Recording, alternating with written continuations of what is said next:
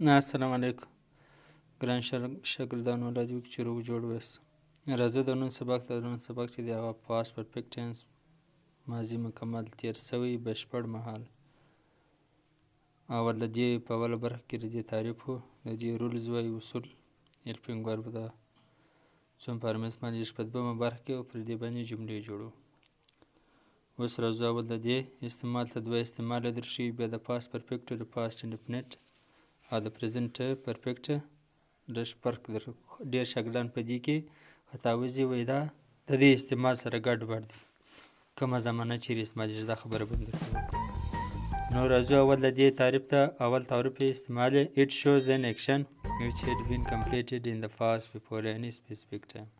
د یو داسې کار ښکاره کوي چې هغه مکمل اوس په تېر وخت کې د یو بل ځانګړي وخت څخه مخکې، مثلا لکه چې پولیس راتلله غله تللي ول، چې ډاکټر راتلی مریض وفات شوی و د یو خاص وخت، یا چې موږ درولو تاسو تللي واست دا رقم د یو خاص وخت مخکې چې یو کار ترسره شي دې لپاره دا استعمالیږي.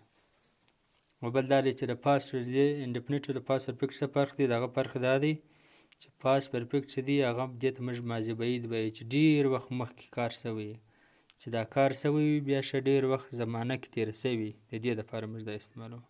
پاست انډیفینټ خو نو چې لږ وخت تېر شوی، او پریزنټ پرفیکټ چې دی هغه چې دا کار شوی مګر وخت نه یې تېر شوی، دا د دې فرق نه.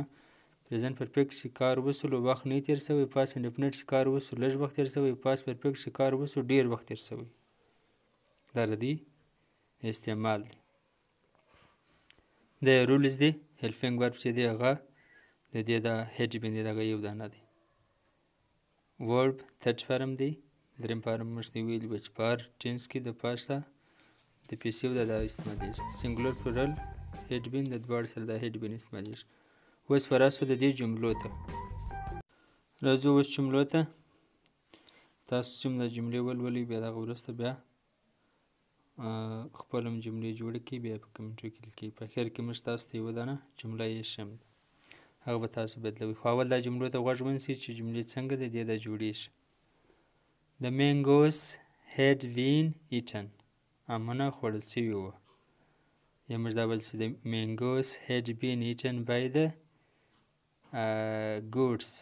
وزې حیوانان animals د حیوانانو لخوا یعنې حیوانان خوړلي ول، یا by the children د کوچنیانو لخوا خوړل شوي وو، یا by the unknown people د نابلده خلکو نابلده انسانانو نه چې چا خوړلي وه نه. The mangoes had been eaten. امونه خوړل شوي وو. که با استعمالی که نه استعمالی جمله جوړیږي. His house had been sold. د ده کور خرڅ شوی وو. د ده کور چې وو هغه چې موږ رانیوی چې موږ ورلو د دې څه مخکې چې موږ ورسو د دې څه مخکې دغه د خرڅلاو عمل ترسره شوی وو. او he had been treated. د ده علاج شوی وو. موږ ورلو سړی علاج به وکړي، هغه د ده علاج شوی وو، درملنه یې شوې وه. His brother had been beaten by the police. د ده ورور د پولیسو لخوا وهل شوی وو. اکټیو د دې دا ده چې the police had beaten his brother.